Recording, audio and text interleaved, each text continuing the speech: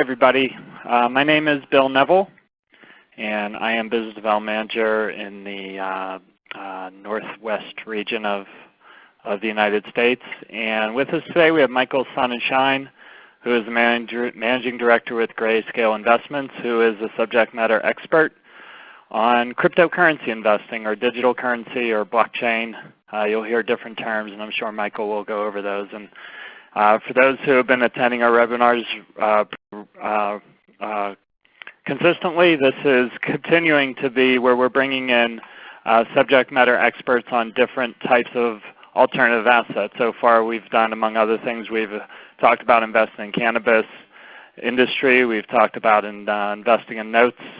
I can't remember what else we talked about, but this one's going to be about digital currency. Before we get started, as I always do, I have to bring up this notice, which essentially says that Entrust does not provide advice. We are custodians and record keepers of self-directed retirement accounts. We don't advise our clients. We don't promote any particular investment. If you want to invest in cryptocurrency or any other type of alternative asset inside your retirement account, we highly encourage you to do your due diligence, talk to advisors, talk to CPAs, talk to people in the industry, do all the possible research you can before making any investment, but do not rely on Entrust to do any of that research for you. What we're going to talk about, I'm going to go about Entrust a little bit and what exactly is a self-directed IRA and what are the benefits that you get. That'll be like my 5 minutes, and then we're going to let Michael take over and talk about Grayscale, do an overview about the digital currency industry and the current state of the market, what are some of the potential benefits as well as some of the risks, how you can integrate digital currency into your self-directed IRA portfolio, and then at the end we will do a Q&A, which will go as long as it needs to go. Michael is going to have to skip out at well, it's 12:15 our time, so I think that's 3:15 his time. So we're going to try and get to questions specifically for him up at the front, and then if he has to go, if we don't get through all the questions, and there's still more, then I'll try and answer as many as I can about self-directed IRAs, and if there's any left about digital currency and Michael's not here, then you'll have his contact information to reach out directly. But hopefully we get it all done while we're doing this. So about Entrust. We are administrators, we are record keepers and custodians of what are called self-directed retirement accounts. We've been in business since 1981. We have over 22,000 accounts. We hold about $3.5 billion in assets. And through Entrust, on a big way how we differentiate ourselves from our competitors is that we provide all of our account holders and referral partners a single point of contact. So I mentioned I'm a business development manager for the Northwest region of the United States. I have a counterpart out of New Jersey who handles Northeast, a counterpart in Tennessee who handles the Southeast, and a counterpart in Southern California who handles the Southwest. And through that methodology, anybody who opens an account with us, they have a specific contact. So instead of just calling an 800 number and get whoever happens to answer the phone, you have a specific point of contact assigned to your account. The majority of us are certified IRA services professionals. That's what CISP stands for. As I mentioned, we have nationwide offices beyond the ones I just mentioned. We also have an office in Reno, handles precious metals and some other things. We have a national continuing education program for realtors, financial planners, and CPAs. We do a class that can give you CE credits it's on self-directed IRAs, but you can earn CE credits for whatever designation you have. We do that on an invitation basis. So if you're interested in something like that, it's not something that we arrange. We get here for me, sometimes I have realtor associations or realtor offices that have me come in and do the class, and then their realtors can get 2 CE credits towards their certification. And last part on that, the IRA Academy, I said the majority of us are CI certified IRA service professionals. We are the company in the industry who trains other people in the industry how to pass the CISP. As a matter of fact, we have a class coming up in Tennessee, where we get a bunch of people who come in from different, not only self-directed IRA custodians, but from companies like Fidelity and Charles Schwab, send people to our class to learn what they need to learn in order to pass the Certified IRA Services Professional course. What exactly is a self-directed IRA? There's two definitions that define what a self-directed retirement account is, or what a self-directed retirement account custodian does. One, you as the account holder make your own investment decisions, as I mentioned earlier. So the custodian, in this case Entrust, doesn't advise you or sell you any investments or recommend any particular investments, and you can hold non-traditional assets. Most people who have a retirement account, whether an IRA or a 401k, have it with a bank or brokerage firm, and those banks and brokerage firms limit you only to investing in publicly traded stocks, bonds, and mutual funds. It's their business model. They have a suite of investments. They will advise you. They'll talk to you about maybe what your risk tolerance is, what your age is, and then they'll recommend some investments for you to make, and then you can choose to invest in those, and then you purchase them. They essentially sell you those investments. But with a self-directed retirement account, we don't promote or sell or advise you on any particular investment. It's up to you to find the investment you want to make and do your own due diligence. And if you want to hold a non-traditional asset, if you want to hold something other than publicly traded stocks, bonds, and mutual funds. So obviously cryptocurrency would be considered would be considered an alternative asset, or a private fund that invests in cryptocurrency, or real estate, or precious metals, or again private placements, which can be private funds or startup companies, promissory notes, tax liens, trust deeds. Virtually anything you want, you're allowed to invest in, and we will process and hold that investment and be the custodian as long as the investment you want to make doesn't violate the Internal Revenue Code around making investments inside a retirement account. So as the next bullet says, it allows you to diversify outside of stocks, bonds, and mutual funds. In order for an IRA or retirement account to qualify as a retirement account, the account has to be held and administered by a custodian. And so Entrust and the Entrust Trust Company acts as custodian, just like a Fidelity or Merrill Lynch or Charles Schwab acts as custodian. But again, they advise you, we don't. They sell you investments, we don't. You can hold alternative assets with us, you can't with them. And the bold down there, due diligence is the account holder's responsibility, and we are regulated by the Internal Revenue Code. We have to follow the rules around the Internal Revenue Code around making investments inside a retirement account, just like any traditional bank or brokerage firm is responsible for doing as well. So what are the benefits of doing a self-directed? You get to take more control over your investments. If you are a real estate expert, or if you have a particular knowledge or interest in the cryptocurrency industry, or if you want to use your IRA to lend money, or you understand metals, whatever it is, you get to make your own investment decisions. You don't have an advisor who is telling you what fund they think is best for you. And obviously the diversification, you're not limited just to stocks, bonds, and mutual funds. You can branch out into other asset classes.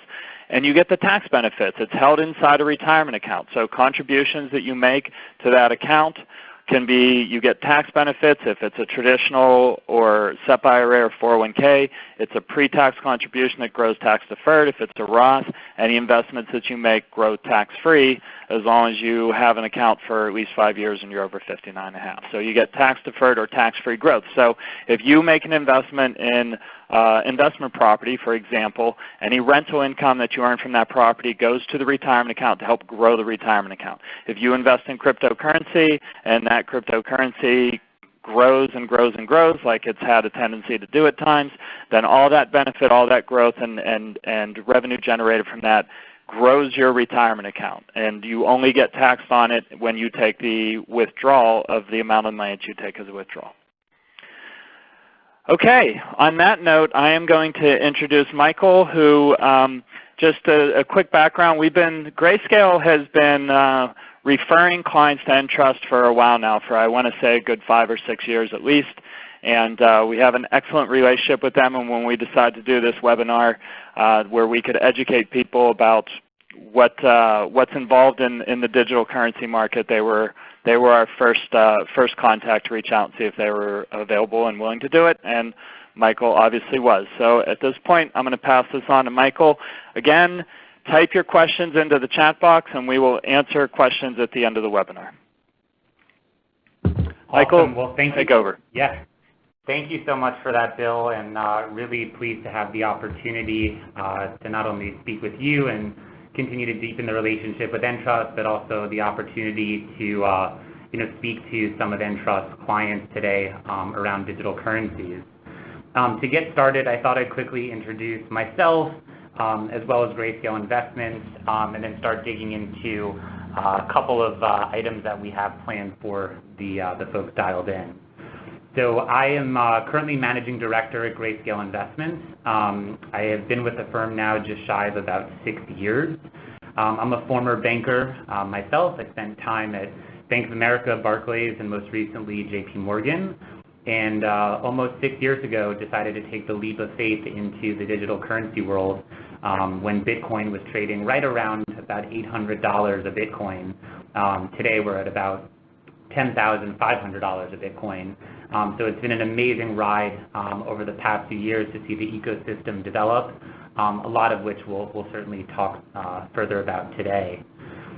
Since I joined the space, I've only been with Grayscale, and it's been amazing to see the growth of the firm. When I started, Grayscale had one investment product and about $60 million of AUM. Today we have a family of 10 investment products and actually almost $3 billion of AUM. And so why do we do what we do? Well, Grayscale believes and has continued for a long time to believe that digital currencies as an asset class have not only arrived, but that they're here to stay, and that investors want exposure to them. Unlike traditional investments, be them stocks or bonds, buying, sourcing, transferring, storing, safekeeping digital currencies are quite different than traditional investments. And so the Grayscale business model is to package digital currency exposure into securities or investment products that are familiar to investors, their financial advisors, and also fit within investors' legal and operational framework. Today, 9 of our products are single currency products, meaning they facilitate exposure to a single digital asset. And the 10th product that we manage is a diversified basket of all of the digital currencies. So to give you a better sense of the digital currency landscape, before we dive into Bitcoin, I want to just first kind of outline how I'm going to try and frame our conversation today. The first would be to expand a little bit on digital currencies as a whole.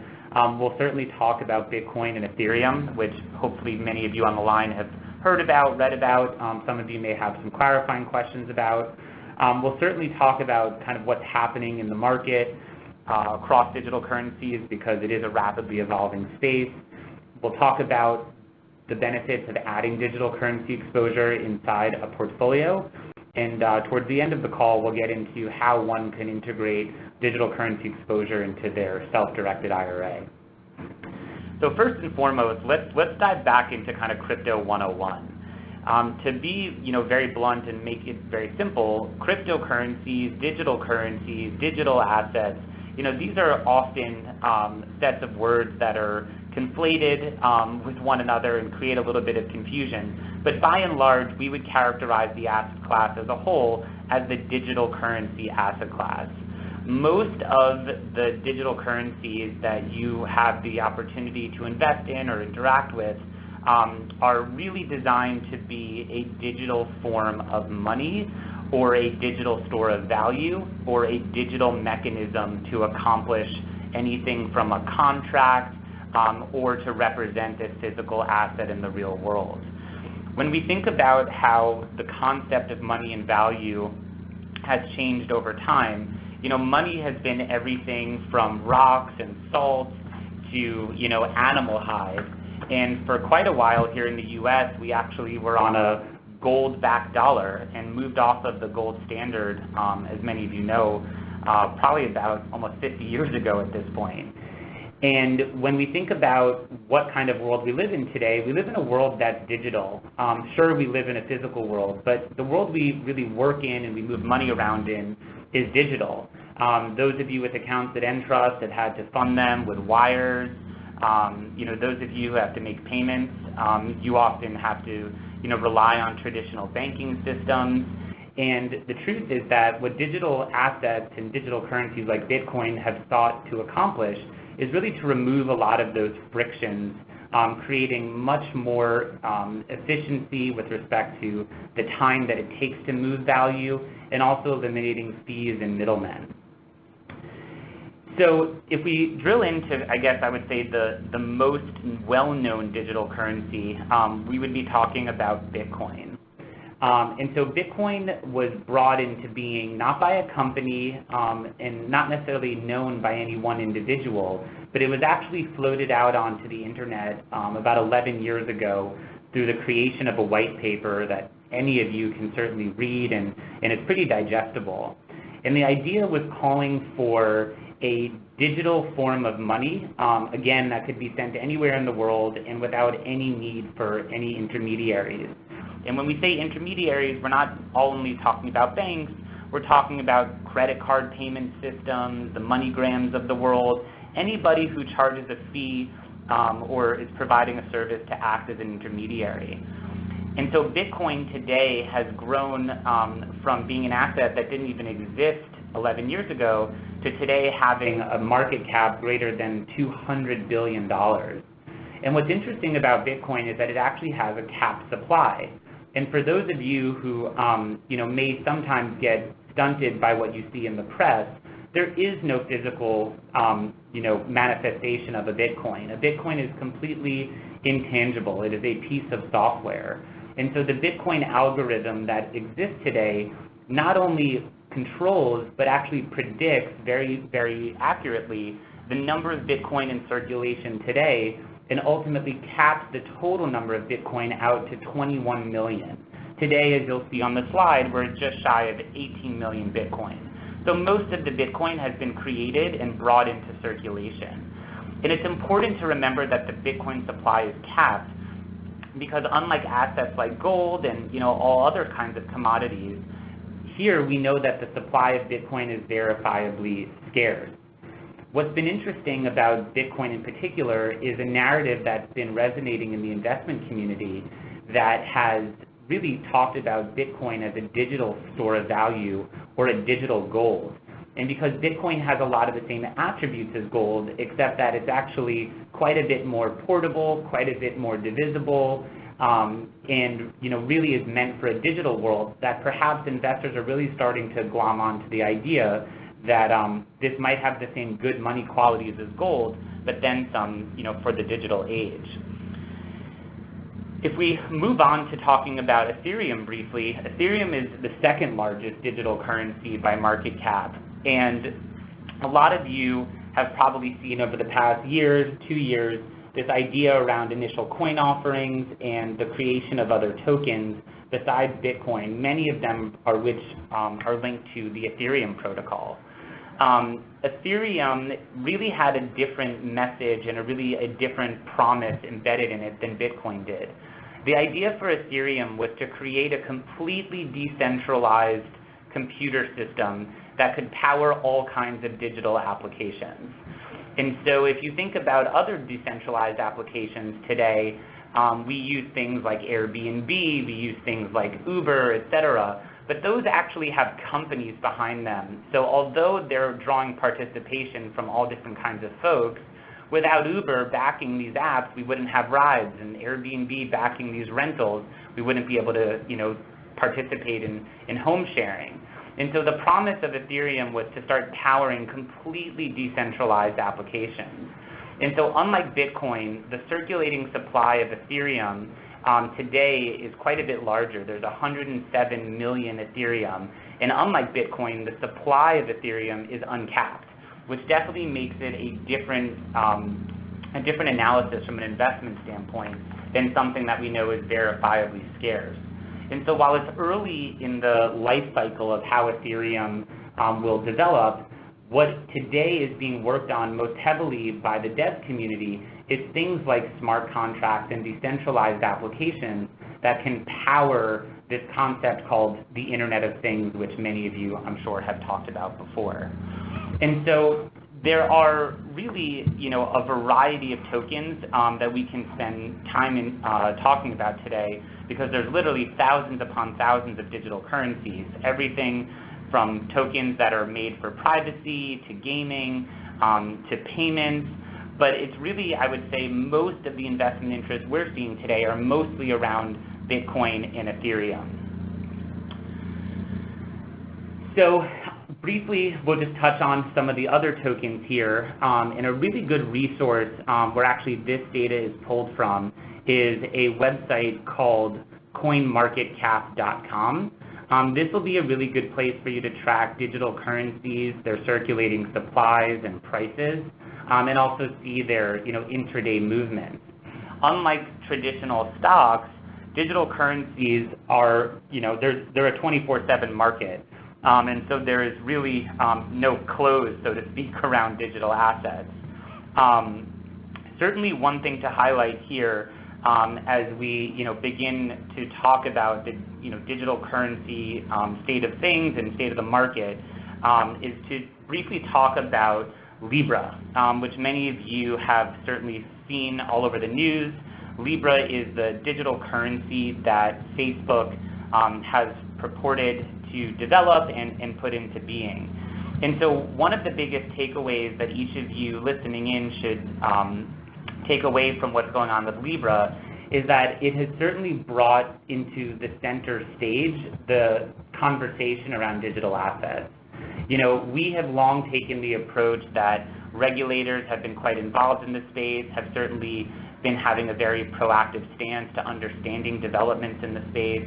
But until larger players like the Facebooks of the world have started launching projects, we haven't seen as much focus on the space. So we think it's actually a really positive move for the digital currency ecosystem, despite the fact that Libra probably has a handful of challenges to overcome if it's ultimately to launch and come into the market.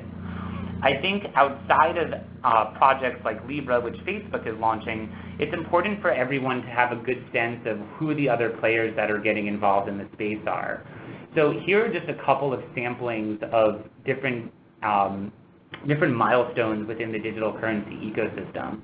First and foremost, I'd say today you'd be hard-pressed to find a insurance company, bank, credit card company, et cetera, that has not at some level within their organization made an investment in a digital currency related business where they themselves started a digital currency initiative internally.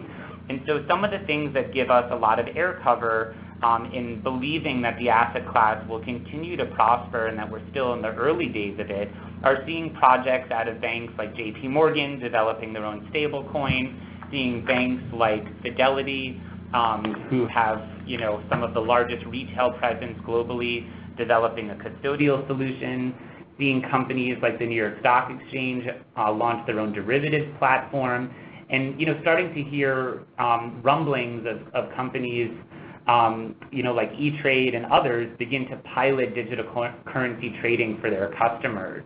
What we've also certainly seen is some of the newer firms in the financial services space begin to get involved, and this is companies like Robinhood and Square actually letting their customers buy and sell digital assets through their platforms, which have been really, really successful. So I would tell everyone to kind of stay on top of these developments in the space, and would certainly, you're going to be hard-pressed to find a day that goes by now where you don't see some major development either around derivatives or indices being developed, order management systems, custodial solutions. But by and large, despite all of these major steps forward for an industry that's so new, I would still say that presents quite a bit of opportunity for investors. Something that we've been looking at very closely at Grayscale, again, is kind of coming back to this idea around digital assets really being such a small fraction of other markets. And I think that's a really important thing for investors to remember. As Bill suggested, digital currency, as our other alternative investments, certainly not for everyone. They are very risky, they are very early, they are very volatile. But with that being said, when sized appropriately in a portfolio, we believe that you'd be hard-pressed to find other investments that offer the same risk-reward scenario. And so a lot of investors have begun thinking about or have already started rotating out of assets like gold and into things like Bitcoin. And so if we take a look at kind of this side-by-side comparison of Bitcoin and gold, you actually can start to see a lot of actually the overlapping attributes, but in some senses, how it is that Bitcoin actually is starting to outshine gold. I think one of the things that we're certainly also paying attention to, which we don't necessarily think is getting enough attention from the press or even just from the investment community, is the idea of generational wealth transfer. And so over the next 25 years, we're going to see about $68 trillion of value of investments pass from the baby boomers and older generations down to millennials and younger generations. And we're not, going to take the view that all of that wealth transfer is going to move into the digital currency asset class, but we're going to make the hypothesis that one, how those assets are currently postured today are certainly going to change as they get passed down to the next generation. And two, we're going to make the hypothesis that as those assets begin to get reallocated, we stand to believe that quite a portion of that will make its way into assets like digital currencies, Bitcoin, Ethereum, or otherwise. And so if you think about, investing for the future and how that might change, again, coming back to the risk-reward potential, the idea of an asset like gold doubling in value from where it is today versus the amount of capital that would need to move into the digital currency asset class or even into just Bitcoin itself in order for it to double, you're talking about substantially different risk-reward scenarios. Today, there's almost $8 trillion of gold in the market. So for gold to double, you're talking about it going from 8 trillion to 16 trillion versus Bitcoin, you're talking about it going from 200 billion, to something like 400 billion. Something else which we can touch on later in the webinar is that we recently conducted an investor survey looking at U.S. investors and what their preferences were around digital currency investing and what was, the different items that would cause them to make investments in digital assets. So we'll come back to talk about that a little bit later during the webinar. As we move to this next slide, as we talk about the generational wealth transfer, I think it's also important for investors to really stop and take notice of some things that are really changing around them. Certainly any of you who are keyed into the markets today, in particular, we've seen the Dow drop 700 points, and as we see escalating trade tensions between the U.S. and China, we start seeing areas of the world like Argentina having their currency drop in value double digits overnight. The world around us is changing quite a bit, and there's a couple of things that we at least can identify that are important for investors to be paying attention to. So the first of them is certainly looking at kind of this evolving market paradigm, right? Fiscal policies are changing. We're seeing what's happening between Hong Kong and the People's Republic of China. We're looking at how fast technology is changing, whether it's digital currencies or moving into things like AI and wearables.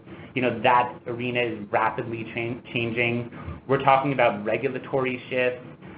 Certainly in the U.S., we think, again, our regulators have been very proactive in approaching new asset classes like digital currency and new concepts like, crowdfunding and crowdsourcing. Other governments around the world are changing rapidly as well.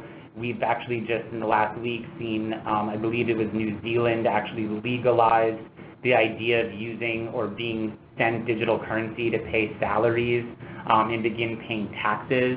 These are pretty big steps forward for an asset class that didn't even really exist, 10 years ago. And then certainly driving the point home around demographic shifts, preferences are changing, and it's important that we pay attention to, how those are going to not only evolve in today's climate, but also over the next, 25 years or so.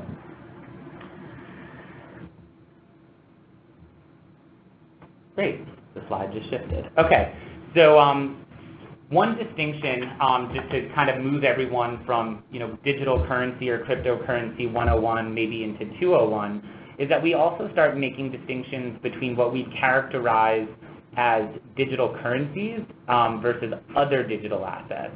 And so most of the digital currencies that we've spoken about today, things like Bitcoin and Litecoin, those are really digital currencies because they're meant to be money.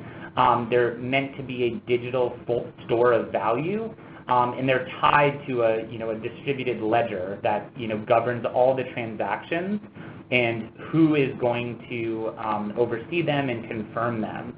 On the other hand, other digital assets have also come into the fold, and they're really meant to power totally new applications or improve upon existing networks today that might be too heavily reliant on cloud computing or other companies backing those applications. And so some of the earliest things that we're looking at are things like decentralized file storage instead of using Dropbox and Box, and decentralized social networks as opposed to Facebook and LinkedIn, decentralized media platforms instead of using Twitter and Instagram, and then certainly no shortage of projects underway that are working at tokenizing assets like real estate or shares of a common stock or a bond, and really trying to eliminate frictions where they exist today. And so something that I think is also equally important, besides looking at Bitcoin and other digital currencies as a store of value, but also thinking about how they fit within the context of portfolio construction, is looking at diversification. So diversification is something that is probably not lost on the Entrust group of clients. Those of you leveraging Entrust are likely doing so because you're looking at alternative investments away from traditional stocks or traditional bonds, and are looking at things like hedge funds and real estate, digital assets, cannabis, etc. And so we don't think that this can ever be lost on investors, and it's probably one of the most important things investors can be doing for their portfolios today, especially amidst all of the economic turmoil that's out there and how volatile traditional assets have become. And so while they do have a limited track record, because again, digital assets like Bitcoin have only been around the last 10, 11 years, we have very, very compelling data that shows that digital currencies, by and large, show little to no correlation to other assets. And so when they're sized appropriately within the context of a portfolio, they actually have the ability to enhance your risk-adjusted returns. We definitely have a whole body of work around this that we'd love to share with those of you on the line. And if you want to kind of go fish for it yourself, certainly plenty of assets and resources on grayscale.co, not .com, but .co. So one thing that I mentioned earlier on the call that I wanted to return to is also available in more detail on the Grayscale website, is the findings of our Bitcoin investor study. So this is a study that our team commissioned earlier this year, and it'll be interesting to see how much of this resonates with some of you on the line. So we did a survey that really looked at most of the, as large a percentage of the U.S. investor population as we could, and through 1,100 responses, we were able to kind of ascertain what the investment preferences were that were, both driving investors into Bitcoin, the ideas that were causing them to have pause about investing in Bitcoin, and what might be able to be done to kind of help them get over the edge and really start thinking about allocating to the space. And so one thing that was certainly interesting for those investors that were part of the, the survey that we conducted was the idea of starting small. There's unfortunately a notion that people don't necessarily realize that while each Bitcoin is, today one Bitcoin is about $10,500, that there's, fractions upon fractions upon fractions of Bitcoins that you can buy and you can invest in. And so each Bitcoin is divisible actually to 8 decimal places, which actually means that there's 100 million units within each Bitcoin. And so investors often don't realize not only can they start small in terms of owning Bitcoin or investing in Bitcoin, but actually that's one of the biggest benefits that Bitcoin has working for it, because it actually can help power all different kinds of applications that today's traditional financial system doesn't let you do. So if you wanted to send half a penny or an eighth of a penny to someone in today's financial system, you couldn't do that. With an application like Bitcoin, you certainly could because of its divisibility. A lot of other investors, I think, were also excited by the fact that Bitcoin had a lot of potential for growth. And so what we found is that most people that are interested in investing in Bitcoin aren't all that different from the average investor. And as they're thinking about portfolio diversification and investing for the future, they like the idea that it's early for Bitcoin, and they understand that that does make Bitcoin risky, but that actually it also gives it the potential for quite a bit of growth from where they're getting involved. And I think one of the other big takeaways was around the scarcity value. And so traditional commodities, whether it's orange juice or bean hogs or oil, those are commodities that price discovery for them is usually a function of their supply and demand meeting, because we never really know what the supply of these assets is going to be. And then we also don't really know what demand is going to look like or how investment or usage preferences may change.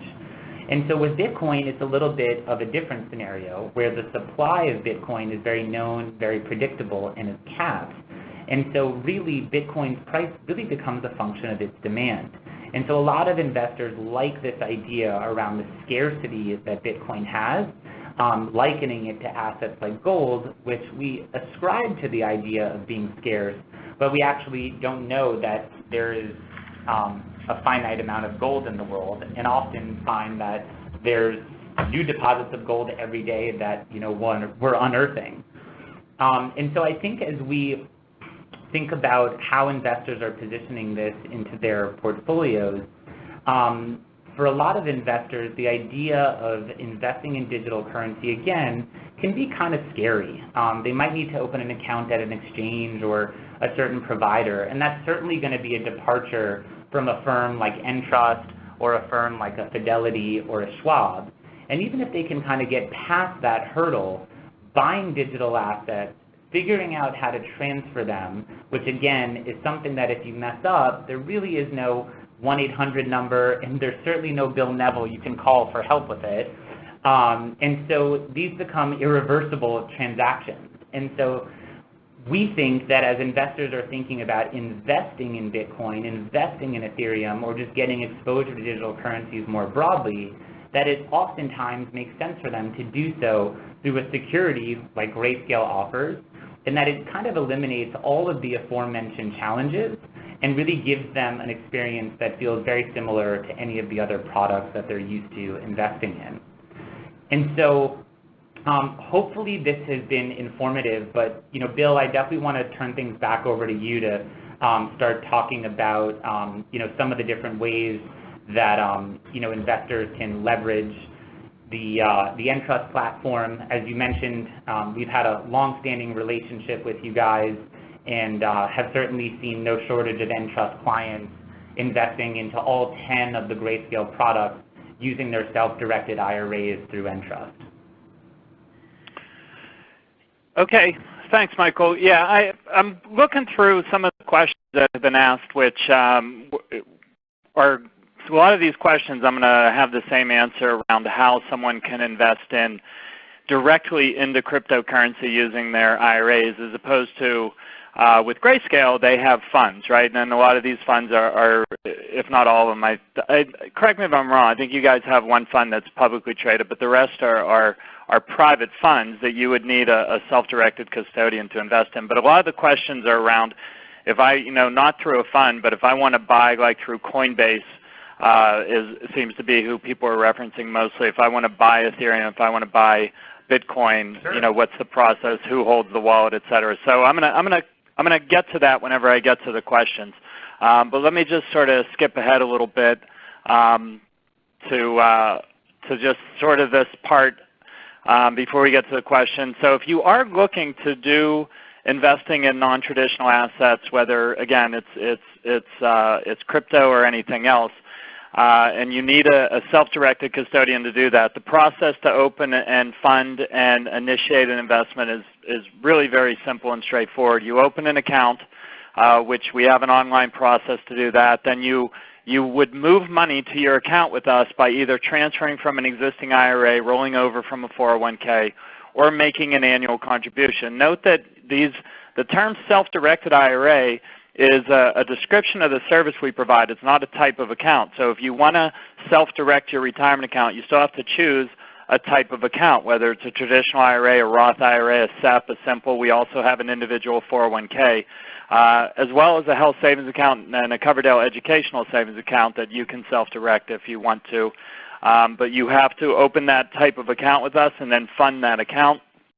And then you instruct us to make whatever investment that you want, and we have a form for that called a bidirectional letter. And we have different bidirectional letters depending upon the asset that you want to invest. We have one for real estate, we have one for real estate notes, we have one for private placements, which the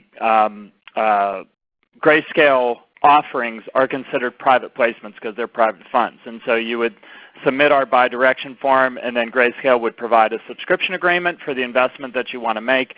And the name of the entity making that investment would be your IRA. The Entrust Group, for benefit of your name and account number, gets listed as the investor. The documents are submitted to us for review. At your instruction, we then send the money to Grayscale, and now your IRA owns that fund inside the retirement account.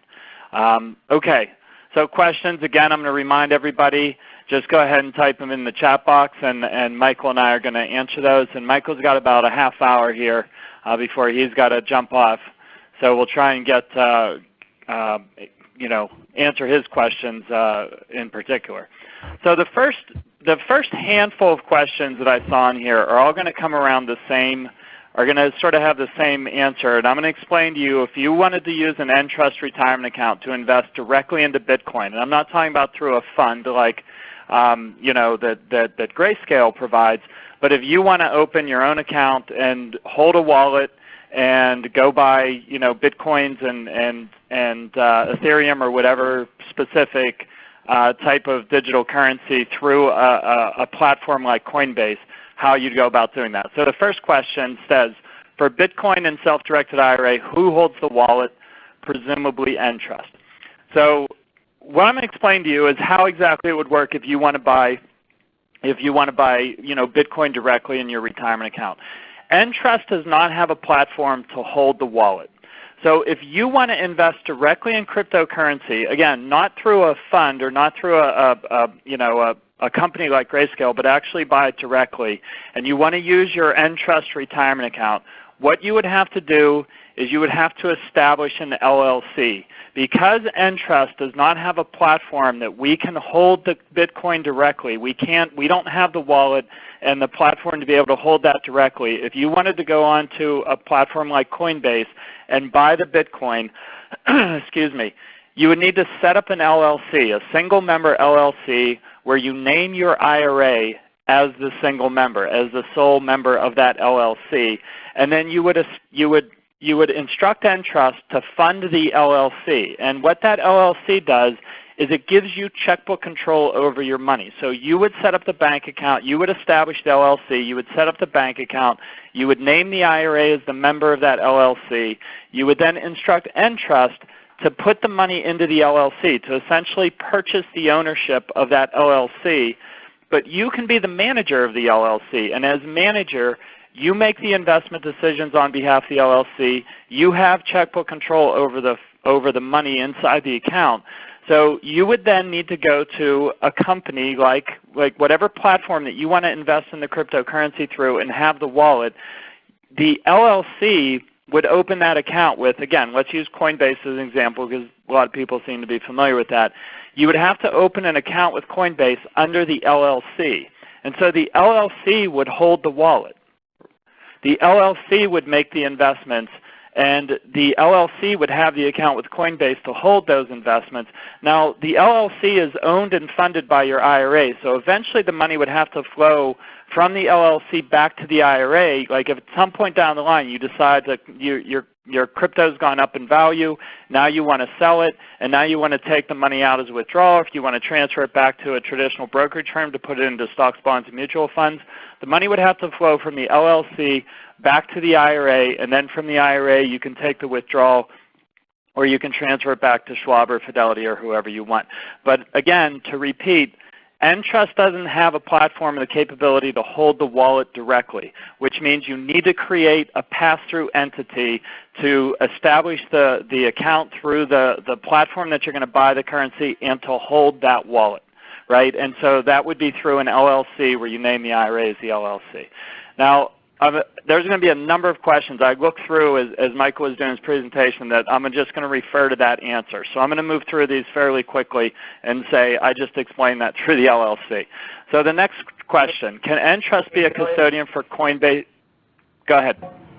Yeah, if I can just interject for a second. I'm actually not familiar, having seen clients do the steps that you just outlined. I think actually one of the reasons we've actually seen such strong flows through Entrust over the years is because most of the traditional, the word I'll use loosely, digital currency trading platforms that are reputable and trustworthy do not, as to the best of my knowledge, offer any ability to use retirement assets. And so a lot of investors come to us and say, I have an IRA, a Roth IRA, whatever it may be. I'd really love to make an investment in Bitcoin or Ethereum or whatnot, using those retirement assets so I can make the investment in a tax-advantaged way. And so a lot of those investors either open an account with Entrust and move some cash over to Entrust so they can buy into any of the Grayscale products, or some of them already have an Entrust account and they can very easily make the investment so that there's not the added need to create an LLC or whatever the steps would be. And so the nice thing about the Grayscale products is all the security and storage is built into the product that you're buying. So there is a daily struck net asset value for each of the 10 Grayscale products. And so you actually can buy into the fund at a transparently struck price, the same way there's a NAV for a mutual fund or an ETF, et cetera.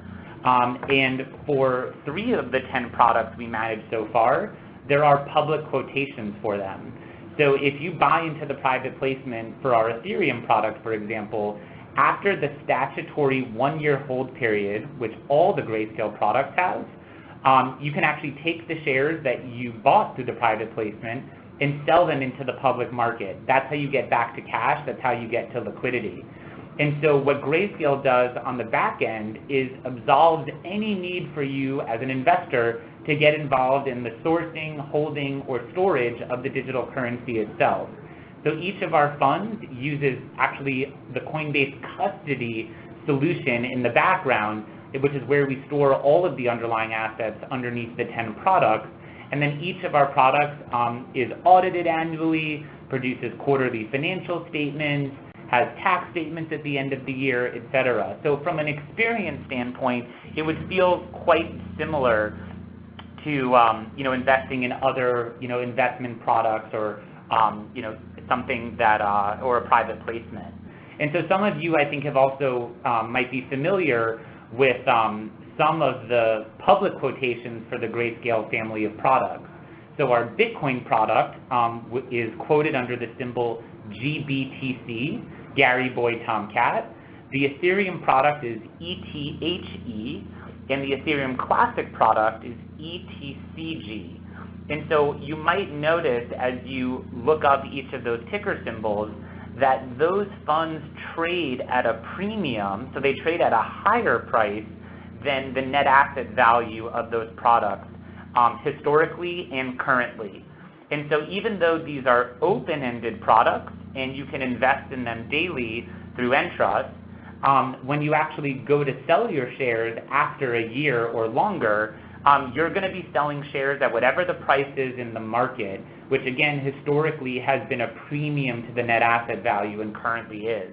And so that has been another reason, while that premium may go away or may not persist, and I of course have to disclaim that, that has really been the path to liquidity for investors in the Grayscale products, and those premiums have ended up benefiting investors' overall returns.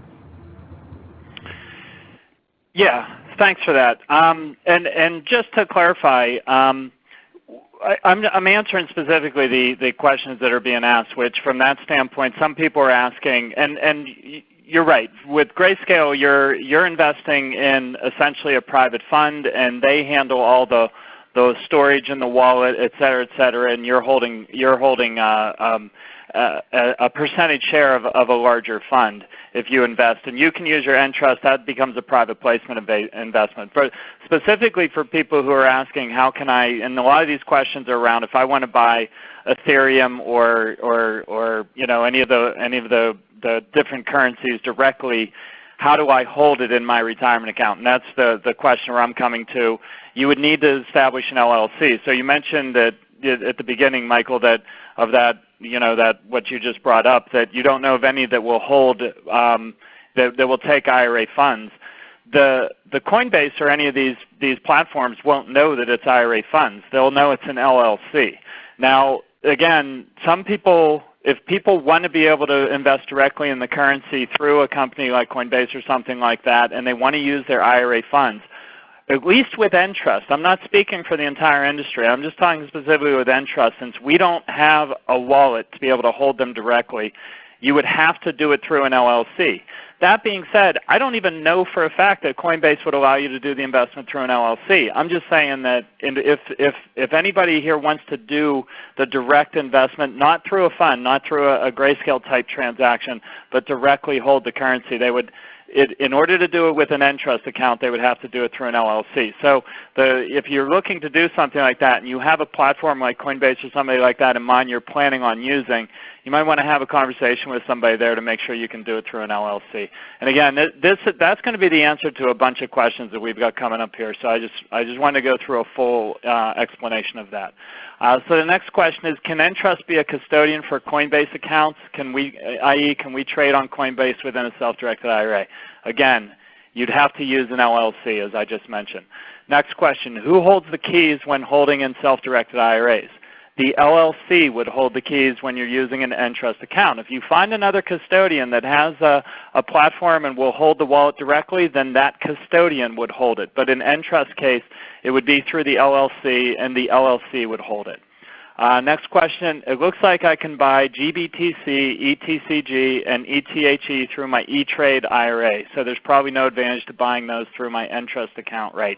Well, I mean, my original question and the answer to this would be, yeah, you're right. I mean, if you can already do it through E-Trade, then you don't really need to do it through an Entrust account. But I think per Michael's response just now, you're paying a premium for that, whereas if you did it through your Entrust account, went directly to Coinbase through an LLC, it sounds like you would be paying at less than a premium, as opposed to right now you're doing through E-Trade, you're paying a premium. So it's at a higher than the NEV on that. Michael, you want to add anything to that? To clarify, those securities can certainly be bought and sold as much as you want on the public market in a retirement account, in a non-retirement account. There's no holding periods, there's no size requirements, etc. But I caution investors from doing so if they are in fact accredited investors, because if you qualify as an accredited investor, you can actually buy any of these products from us at their net asset value and avoid paying any kind of premium that exists on the public markets in those securities. Okay, next question's for you, Michael. What gives digital currency value? That's a wonderful question. I think what gives digital currency like Bitcoin value is the power of the network and the base of users that support it. So consensus mechanisms like Bitcoin are the first time in a long time, or if ever actually, that we've had such a robust consensus mechanism where there is no intermediaries, no third parties that are being relied upon to transact between individuals or entities in a way that can be done completely without having to service those transactions and in a way that's completely trustworthy. And so you need, however, some incentive mechanism to govern those types of transactions. And so different digital currencies like Bitcoin, for example, have actually built in a monetary incentive so that there is a system of checks and balances that allows people to transact on the network and reward people confirming transactions taking place on the network, such that, again, there is no intermediary in the middle, but rather a global consensus mechanism. While some people may struggle with the idea that there is no physical or tangible Bitcoin, and it may not have the non-corrosive properties of an asset like gold, it's really these attributes and the lack of a single point of failure that give it as much value as it does. Okay, and also you guys may have noticed I put mine and Michael's contact information up here. So there's, if you want to get a hold of either of us directly, there's our information. Next question, may I use one of your slides, this is for you, Michael, may I use one of your slides comparing Bitcoin to gold for a class I'm teaching on payment systems law? You are most welcome to do so. We'd love to be helpful with your class. We actually work already with Duke and NYU and a whole bunch of universities teaching on crypto. So shoot us a note, and there's plenty more on Bitcoin versus gold where that came from. So yeah, Kelly, if hopefully you're still here, there's Michael's contact information if you want to get a hold of him. Next question. If I buy Bitcoin on Coinbase and store that Bitcoin in a hardware wallet, does the hardware wallet need to be purchased with IRA funds, or can it just be one that I had from before, e.g. a Trezor, T-R-E-Z-E-R, I had purchased before?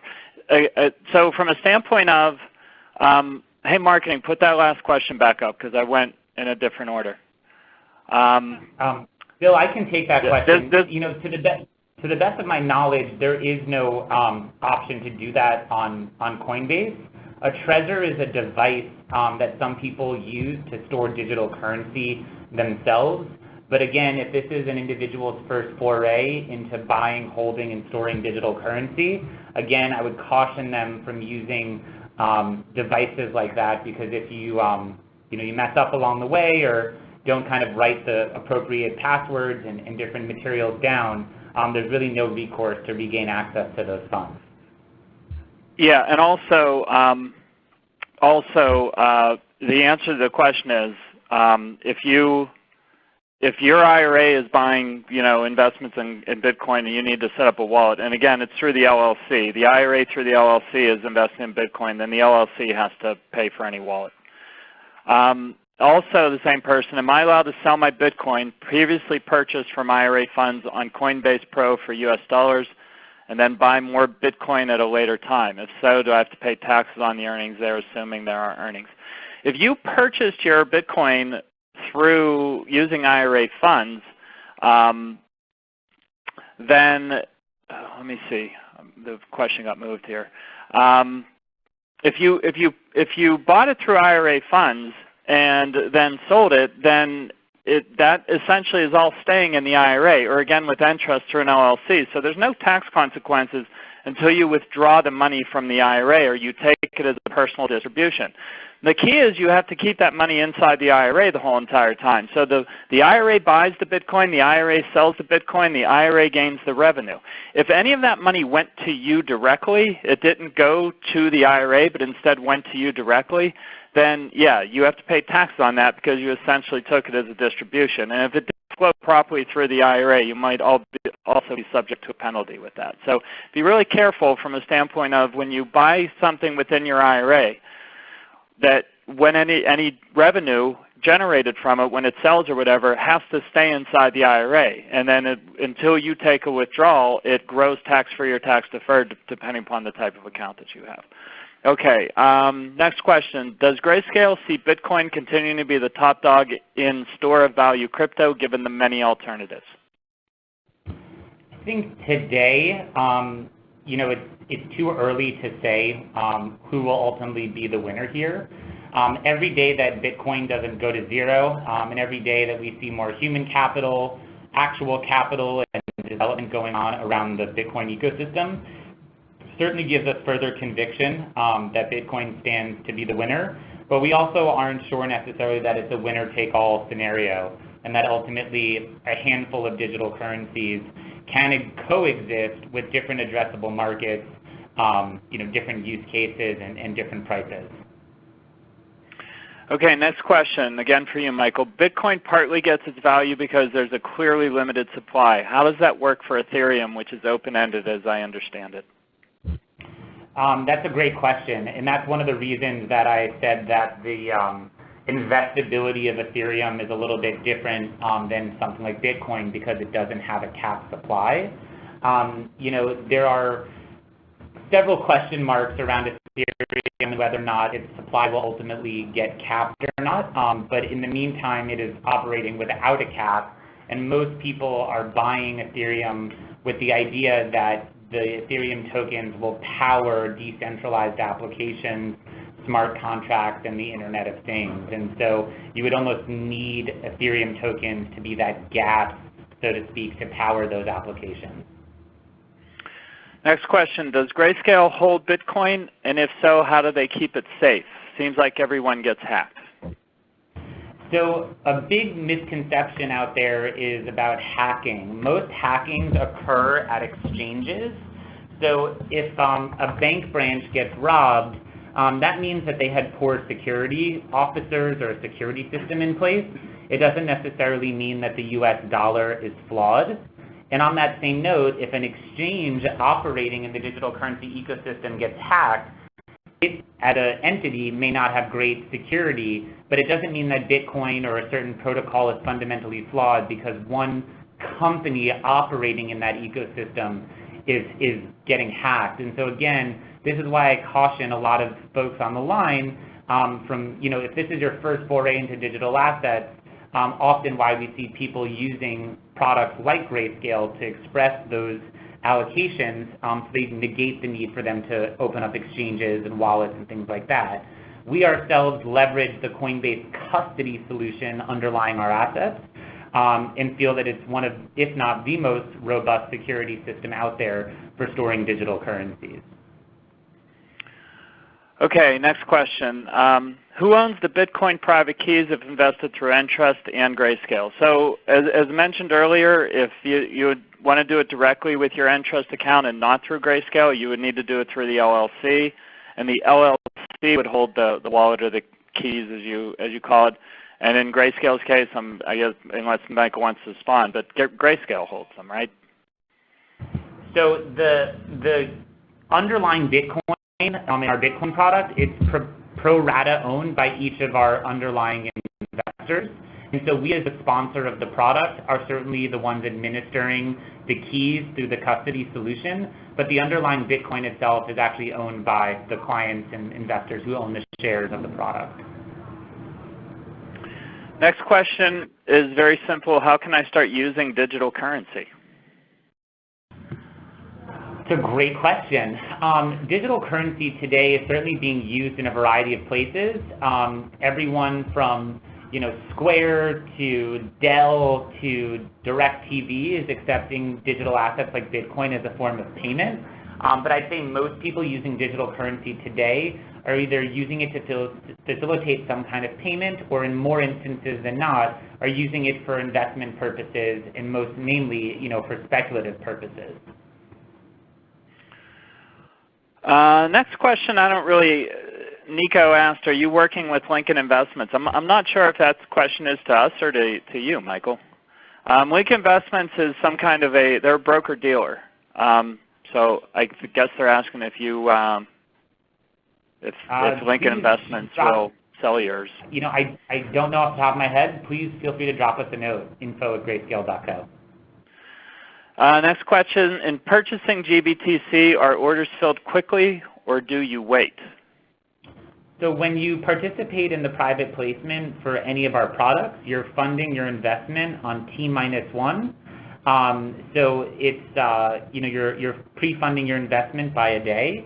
Buying and selling shares of our products out on the public markets, especially GBTC, tends to be very, very liquid. So, those are, pretty filled, quite rapidly in what we have seen or experienced. Okay, next question. If I'm invested into the fund, how can I take a distribution? What value would I receive a 1099 for? So each of our products produce a tax statement, a grantor tax letter statement at the end of each year. So there are no distributions. Rather, you get liquidity from the fund by selling out onto the public market. And again, you either get a grantor tax letter for the funds that are public, or you get a tax statement similar looking to like a K-1 for our private funds. Next question, is it possible to open a Coinbase account using my self-directed IRA and use it to do the crypto trades? Okay, so I've talked about this. You would have to do it through with Entrust, you would have to do it through an LLC. So you would establish an LLC within your Entrust account as the asset held inside your Entrust account, and then open the Coinbase account under that LLC. The person who asked, how do I buy cryptocurrency, followed up this question, I recognize the name, said, do I have to buy using cash? So, Michael, if somebody wants to buy cryptocurrency, do they have to basically buy it with cash? Correct. Most cryptocurrencies are quoted against fiat currencies, dollar, euro, CAD, pound, etc., or against other cryptocurrencies. Okay. Next question, how would it work if I wanted to convert crypto assets held in a traditional IRA to a Roth? I only ask as there must be a hard appraisal value provided to the custodian before the conversion can take place. Yeah, that's accurate. So you would do a conversion to a traditional Roth, and we would need to get a current fair market value of that cryptocurrency. So we have a fair market valuation form that you would either have a third party sign or attach some supporting documentation to detail the fair market value of the asset that you're converting. So if you want me to tell you how you would value those cryptocurrency or how you would come up with that fair market value, I don't have an answer for you. Maybe you want to follow up with me if this is something you want to do and we can talk about. It's going to depend upon how you hold it. If you're holding it with Grayscale, they would value that for you. Like if you're holding a percentage of one of their funds, they would value that fund for you, and it does have to convert at the current fair market value. Who holds the private keys and what security protocols exist for handling of those keys? I think we've kind of answered that. If you're investing through an LLC, then the LLC would hold the keys through Grayscale. As Michael said, each individual investor. But if you want to expand on this, Michael, what security protocols exist for handling of those keys? Do you want to talk about that? Yeah. So we obviously don't disclose the number of individuals or which individuals are involved in our security procedures.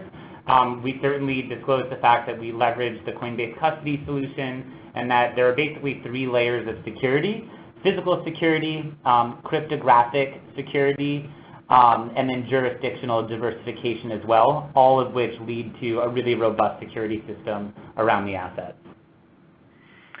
Okay, next question, I'm not going to be able to answer it. It says, why does the Horizon Trust use a different custodian solution in comparison to the rest of the digital asset trusts? I can't answer our Horizon Trust. Michael, you have an answer?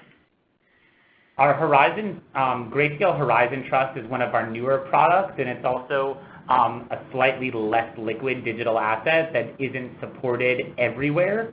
So it actually leverages different service providers than the other Grayscale products, but certainly working to get it onboarded with additional service providers like Coinbase Custody. I thought Horizon Trust was a competitor of ours when I read that question. I didn't realize it was one of your funds. Yep. All right. So the same person who asked about how to buy cryptocurrencies says, do I transfer from a 401k plan? That's a general self-directed IRA. Yes. One of the ways that you can fund your self-directed IRA is by rolling over from a 401k plan. Note that if you're rolling over from a 401k, if you're still working for the company that you're covered by that 401k, then it's unlikely they're going to allow you to roll that over, but you can ask. Okay, next questions. I'm gonna read them, but I'm gonna ask Michael not to answer them. Just tell you to reach out directly to him because that gets into a very sales thing, and this is educational only, which is, what have Grayscale's funds performances been, and what fees do they charge? And the next question is, what are the Grayscale fees for the admin? So Young and Patricia, I'm going to ask you to, Michael's direct contact information. Please just reach out to him directly to ask those questions, and I'm sure he has all kinds of information he'd be able to provide you on both of those questions. Here's a good one. Why is there such a premium on ETHE versus GBTC? Hard to say. Each of our products are, prices are dictated by the market and subject to market forces, and so the prices at which they trade every day on the public markets are really out of our control. Okay, next question. I can hold the crypto wallets inside my Coinbase accounts. I don't see why I'd need an LLC for that purpose. All right, John, the answer to that question is if you want to do it with your IRA, then you personally aren't allowed to hold the wallet. John, as a person, can't hold a wallet when you're using your IRA. The IRA has to hold the wallet. But since Entrust is not going to hold the wallet for you, then the scenario or the solution that we play out is have your IRA invest in the LLC and have the LLC hold the wallet. Note that this only has to do if you want to use IRA money. If you're using your personal savings, you're right. You hold the money personally.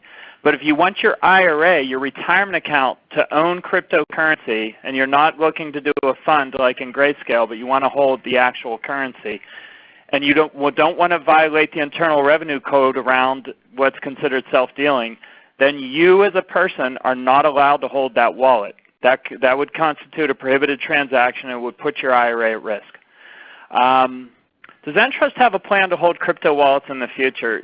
We looked at that a few years ago when I was getting calls practically on a daily basis with people asking how to invest in crypto inside their retirement accounts. I think if we start going back to getting calls practically on a daily basis, then we might review it again. We looked into it. I'd have to talk to our IT manager to find out, why it sort of got put on the back burner. We were working with one company to put something together to be able to do it. We may revisit it down the line. It just there became less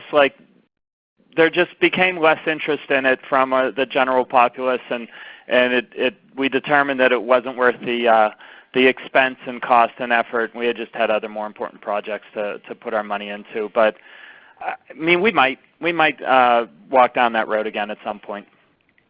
And all right, Bill, Mike, one more question, but would certainly happy to field anything else through the contact info on the screen. Yeah, okay. We actually only have 1, 2, 3, 4, about 10 questions left. Is selling GBTC on the open market the only way to get liquidity, or can we redeem directly from Grayscale? Yes, so there is no redemption program in each of our products, so public market liquidity is how investors get back to cash. Okay. Let me see any more that are specifically for you. Here's a good one. If we go with private placement into GBTC via Entrust, can we shift our allocation amongst the 10 funds Grayscale offers? If so, how often can we make changes? I'm going to provide my answer to that, which would be that you can, from our standpoint with Entrust, you can exchange. We have a process called an exchange where you can exchange one asset for another asset. And you have a form for us that we need to complete, and then a subscription agreement with Grayscale. And then, Michael, if you have from your standpoint how that would work. Yeah, so our subscriptions are through self-directed IRAs are done using cash. So there is no ability to really reallocate, so to speak, but rather you'd be able to make certain dollar commitments to each of our products. And over time could certainly add to them opportunistically, or decide that you want to shift around your allocation. So again, happy to answer any other questions you guys have through the info@grayscale.co email address, and really been great to be on with you, Bill, and everyone else in the Entrust team. All right, Michael, thanks. Yeah, I see at least one. There's one more here that I'll direct them towards you, and most of these other ones are IRA related, so I'm going to go ahead and answer these. Michael, thanks so much for joining us. It was great. We really appreciate it. Great. Take care, everyone. Thank you. Okay, so next question. In an IRA, I can buy and sell. So this is a follow-up on the LLC thing. In an IRA, I can buy and sell GBTC in and out of cash. Do I have Oh, that's not the one. That would be another one. In an IRA, I can buy and sell GBTC in and out of cash. Do I have that available to me in Entrust? So no, we're not a broker dealer. So if you're buying it through like some kind of publicly traded exchange, we're not a broker dealer, so we don't offer that exchange. We're investing in non-traditional assets. Again, if you want to invest directly in it using your IRA funds through a platform like Coinbase, then you would need the LLC. All right, then the next question is a follow-up, I think, from why do I have to do an LLC? It says, any exchange will onboard an account in any name providing they know the ultimate beneficial owner. This is not about the exchange. This is about the Internal Revenue Code. The Internal Revenue Code states that you as the account holder are not allowed to take possession of an asset that's held inside your retirement account. The custodian has to hold the asset, right? So if you set up your own platform on Coinbase and want to use your IRA money, the second we have to transfer the money from your IRA to Coinbase to be able to make those purchases, and they either have to be in the name of the IRA or they have to be in the name of the LLC. In order for it to be in the name of the IRA, that means the Entrust has to hold the wallet. You're not allowed to hold the wallet per the Internal Revenue Code. If you hold the wallet and we send the money and you've taken personal possession of that cash through that wallet, you've now created a prohibited transaction and your entire retirement account can be distributed to you and you would be subject to taxes and penalties associated with that. The only way with Entrust to be able to legally, per the Internal Revenue Code, to have an account with Coinbase to invest your retirement account money into cryptocurrencies is through an LLC. Next question. Okay, so this is going to be for Michael. In brief, how would Michael describe the intrinsic value of digital currency since it is simply code process and transactions? I'm sorry, Matthew. Obviously, Michael had to jump out, so but I'm sure he'd be happy to answer that question if you just email him directly. Sorry we didn't get to that in this time. What are the trading rules within an Entrust IRA? I'm not sure what you mean by trading rules. If you want to buy and sell cryptocurrency, once you have the LLC established, you can buy and sell to the degree that you want because it's all going to be through the LLC as a pass-through entity. Next question, what are the fees Entrust takes for managing self-directed IRAs? I'm surprised we went this far without anybody asking me fees. Please refer to our website, theentrustgroup.com. And you'll see at the very top next to the green login button, it says fees on there, and just click on that and it details all of our fees. Again, theentrustgroup.com is our website. Okay, Tony, where does Grayscale buy their Bitcoin from and how is it stored? You're going to need to reach out to Michael directly. Brian asks, do we need to report on the value of Bitcoin at the end of the year 12/31 to Entrust for tax purposes? So Entrust, as custodian, has to report a fair market value of all the accounts that we have to the IRS for every single account that we have. Because we hold non-traditional assets and so the value isn't publicly accessible, we ask our account holders to update us with the fair market value of any assets they have in the account. Unless they hold gold or precious metals, we can access that. Or if they hold publicly traded stocks, bonds, and mutual funds, we can access that. But any alternative assets, we ask you to update us, and we have a fair market valuation form. Now note that, again, with Entrust, what you would be holding inside your Entrust account would be an LLC. The LLC would be holding the Bitcoin. So what we would be asking you for is what's the value of your LLC. So the LLC's value would be based on any underlying assets, which would be any cryptocurrency along with any cash that you have. So you would need to report to us the fair market value of your LLC, and then we report that to the IRS.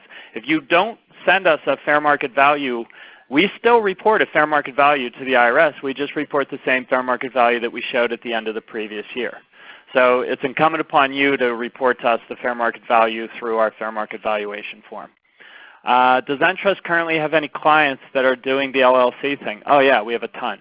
Now, whether they're investing in cryptocurrency versus real estate versus doing promissory notes. I mean, once we fund the LLC, it's up to the individual account holder who makes the investment decisions on behalf of the LLC. So if they've taken that LLC and gone and opened a Coinbase account, or if they took that LLC and used it to lend money, or if they took that LLC and used it to buy rental property, we don't have view of that because we're only holding the LLC. We're not holding the underlying assets from that LLC.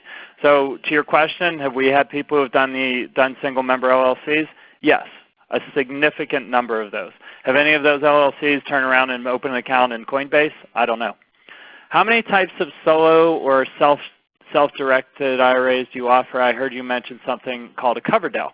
So we will self-direct any type of account you open with us is going to be self-directed by definition. The types of accounts that we hold are traditional IRAs, Roth IRAs. Those are individual retirement accounts. Any individual can open and establish and contribute to, with earned income. Any individual with earned income can contribute to one of those types of accounts. We also have a SEP IRA and a simple IRA can be self-directed. Those are employer. You have to be self-employed or have your own business to open one of those accounts. And we have an individual 401k. So we have a 401k plan for business owners, their partners, and their spouses. You also will hear called a solo 401k. We also will self-direct, will hold, and you can self-direct a health savings account, which is an account that you can open and contribute tax-deferred money to if you have a high-deductible health care plan. And then the last account that we have that you can self-direct is called a Coverdell Educational Savings Account. It's for people to contribute and grow for education expenses for really anybody but under a certain age. So your kids or nieces and nephews or family friends, you can open and contribute and invest into a Coverdell Educational Savings Account. And as long as the investments that you make and then they grow tax-free, as long as the money gets used for qualified education expenses. That's what a Coverdell health savings account, they grow tax-free as long as you use the money for health care expenses. Last question, does Entrust accept a trust as a private placement? It could. I mean, potentially. It depends upon what you're submitting to us and whether the investment isn't generating a prohibited transaction. So for example, your IRA is essentially purchasing an investment. And so if you wanted to purchase the investment in a trust is normally named, is something established for a beneficiary. You can't be the beneficiary of a trust that your IRA invests in, if that makes sense. The IRA essentially becomes the beneficiary or the investor in the trust. So bank trusts, as an example, can be an investment as opposed to family trust. I can't really see a family trust being an investment. It's more something that gets established to protect wealth. But yes, a trust can certainly, as long as it's structured as an investment, can be held inside a retirement account, as long as the retirement account making that investment isn't a disqualified person, or the individual holding that retirement account isn't a disqualified person to the trust they want to invest in. Okay, very good. That was the last question. Thank you all for joining. There's my contact info if you have any questions about self-directed IRAs. And for the people who had Grayscale or Bitcoin questions, crypto questions I didn't get to before Michael popped off, I apologize for that, and please just contact him directly. Thanks again, and join us again next month for whatever we're going to be talking about next month. Thanks.